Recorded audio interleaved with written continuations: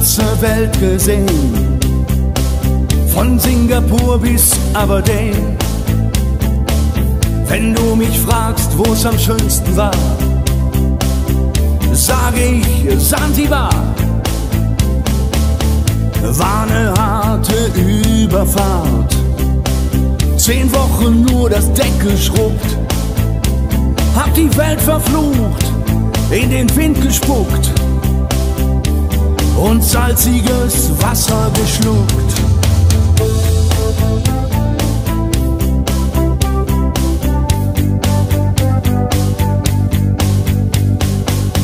Als wir den Anker warfen, war es himmlische Ruhe und die Sonne stand senkrecht am Himmel. Als ich über die Reling sah, da glaubte ich zu träumen, da waren 1000 Boote und sie hielten auf uns